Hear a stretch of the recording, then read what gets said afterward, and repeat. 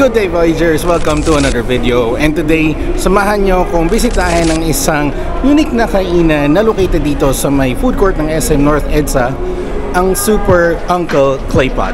Let's go!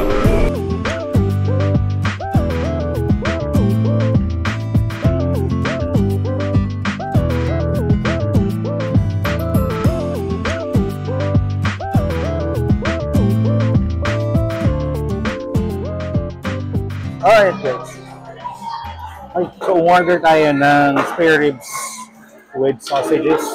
Ito yung bestseller nila. I think they have 3. Turo ko lang, basta isa doon is yung kikiam yata. Kikiam and something else.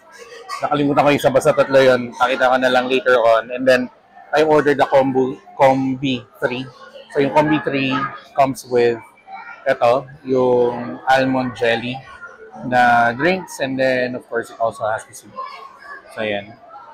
So for this one, bago kayo magpe-picture or anything else, make sure na haluin nyo kagad kasi ang kailangan dito is since continuous na naluluto yung food, na nangyayari, may tendency na maging tutong yung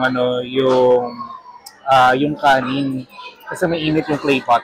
Ito mismong clay pot, may init talaga ito. Kasi ito yung nilalagay nila mismo doon sa salangan. So, in any case na pagka medyo natagalan, tulad nito, ayan, medyo natagalan yung yung cover niya. Ayan, not sure kung nakikita, no? Pero medyo naging totong. So, anyway, try natin kung ano lasa itong food nila kasi this is the first time that I'm going to order here sa Super Uncle Claypot. Ayun, Super Uncle Claypot. Hindi ko alam kasi lagi naman kami nakain dito sa may sa may food court before ng SM North. Pero ngayon ko lang siya nakita. Mostly kasi doon kami sa kabilang side. Pero anyway, let's try this out. We'll start with the spare ribs. Tingnan natin. Okay.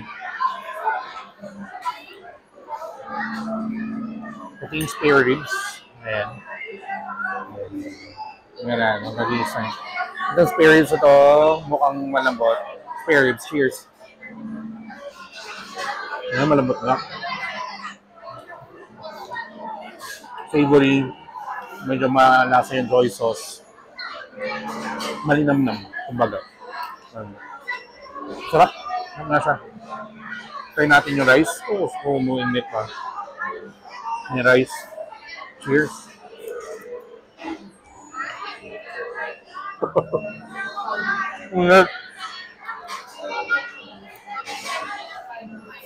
Sarap na rice. Yung rice na usually nang ginagamit sa mga Chinese style. Okay. Almond jelly.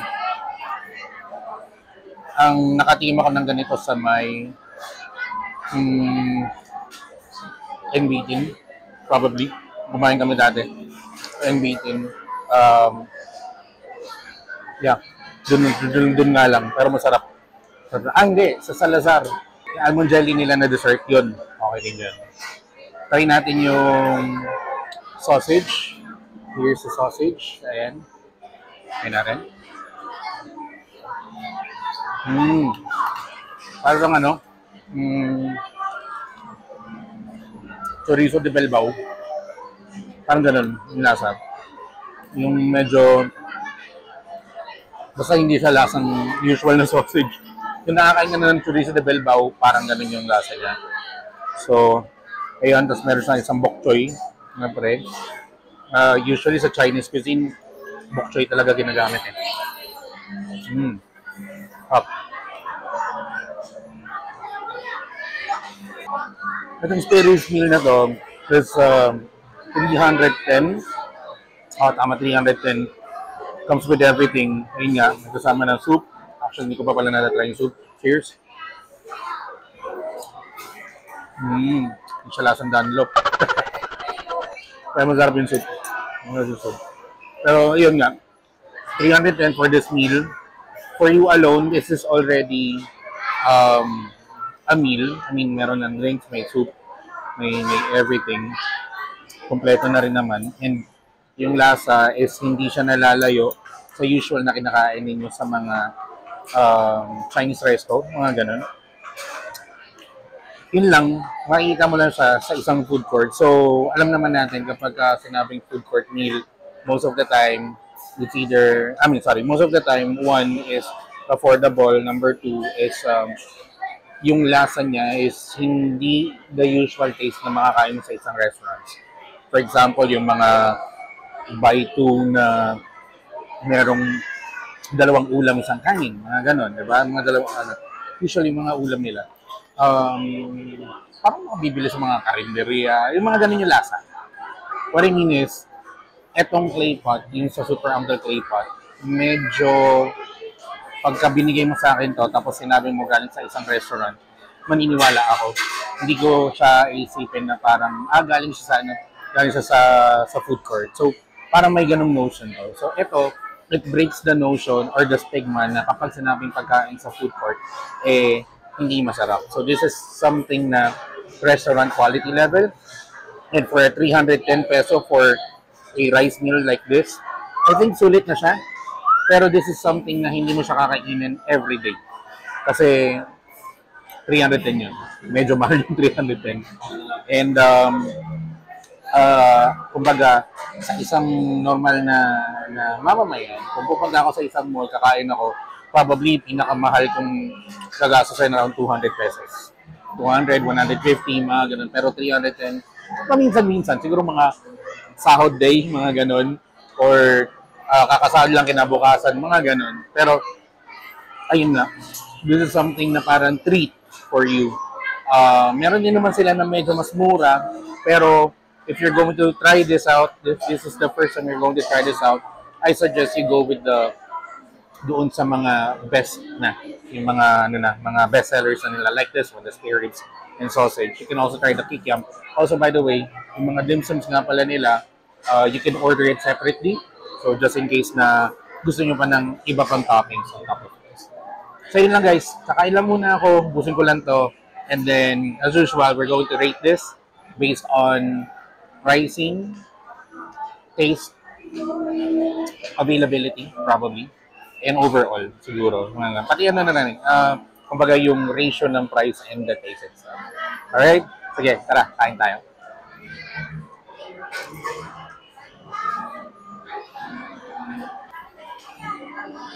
Alright, so kakatapos lang kumain and something else. Hindi ko pa na-try ko sa isang food court in any places, even doon sa mga food parks or what. Despite na marami kami pinupunta ng mga ganyan na. Masarap siya. Yun lang yun masabi ko. Anyway, rate na natin siya. So first off, doon tayo sa may service.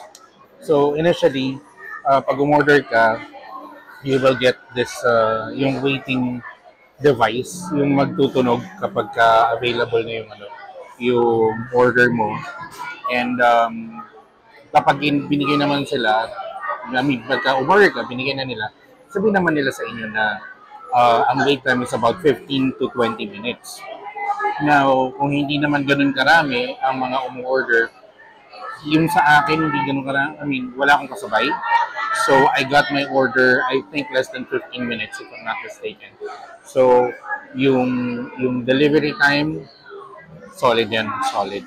Mabilis. So, service, pati pala, isa pa. Kasi sabi ko, first time ko na order. So, they gave me their recommendations, which is, maganda doon kasi is, alam nila kung ano yung sinasabi nila.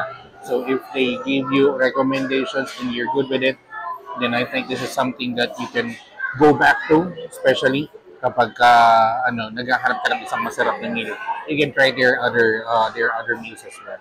So for their service, I'm gonna give them 10 out of 10. All good with the service. In terms of pricing, ayun, medyo yun nga, may kamahalan siya. Again, the combi is 310 pesos. It comes with the food. I mean, this one, the food itself, the soup, and then you have this. drinks. So, sabihin na lang natin na kung nasa 70 pesos to, then technically that's about 240 pesos. Mas okay pa rin yung combi kasi if you're going to buy the spare ribs with sausages, a la carte, it's, if I'm not mistaken, that's 280. No? Pero kapag may ganito is 310. 30 pesos na lang naman. You have your drinks, you have your soup as well. So pricing-wise, kung i-compare mo siya sa ibang mga bilihin dito, medyo may kamahalan. So for me, I'm gonna rate this as about 7 out of 10. 7 out of 10, bakit? Bakit hindi 6? Bakit hindi 8? Hindi 6 kasi hindi naman exorbitant yung price. Hindi siya, kumbaga, parang super mahal. Kumbaga, kaya mo pa rin. Pero kung i-compare mo siya sa ibang mga food, katulad din sa Inihaw X katapat ko, isang meal nila na 2 meat, 1 vegetable served with rice is 199. Pero ito, you have your meal, you have your rice. I think this is freshly cooked, if I'm not mistaken. That's 280 pesos as is, 310 for the combi. So, kumbaga, marami kang options dito sa food court na mas mura. Pero, hindi pa rin siya ganun kamahal para sa isang meal na iisipin mo parang sobrang mahal naman ito, hindi ko nabibili. So, nandun siya sa gitna. That's why I gave the pricing as 7 out of 10. Sa taste, ayan. Yung taste lang pag-uusapan natin, again, as I've mentioned earlier, para siyang kalasa ng mga rice bowls sa isang Chinese restaurant. Kasi pagka pumunta ka sa isang Chinese resto, umorder ka ng rice bowl, spare ribs with sausages, kasi ito, binigay sa'yo, then, ganun siya. And this is something na hindi mo masyadong makikita sa isang food court na setup. Kasi nga, most of the time, sa mga restaurants lang siya. So for the taste itself, of course, I haven't tried everything, yung ibang mga meals, which is I'm looking forward to. Pero for this one, spare ribs and sausages, as is, I'm gonna rate this as 9.5 out of 10. Ganun siya kasarap. As in, ang lambot ng spare ribs, masarap yung sausage na parang chorizo de Bilbao. Yung sauce na nilagay nila na parang soy sauce na I'm not sure kung ano yun.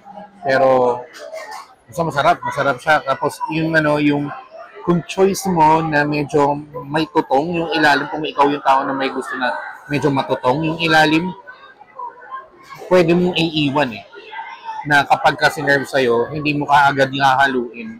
So, ikaw nasa sa'yo yung option. Hindi siya sinerve as may tutong kaagad. Ikaw bahala kung meron or wala. Yun yung napakaganda doon. You have the freedom to choose whichever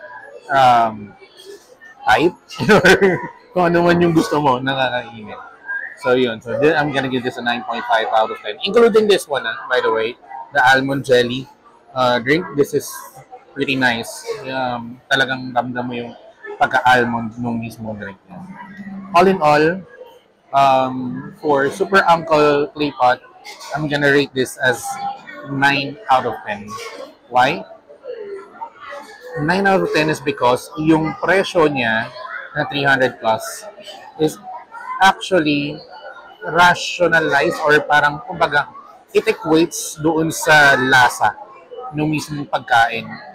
Kumbaga, hindi sobrang mahal, tapos yung lasa ng pagkain wali. Parang ganun. Pero yung lasa ng pagkain, talagang i-expect mo, medyo mamahalin. Aside from that, yung service. Kung hindi ka naman nagmamadali, you have 15 minutes to wait, then go with this. Kesa doon sa iba na parang, nandyan yung ulam, nakainit lang, tapos nalalagay mo lang siya doon.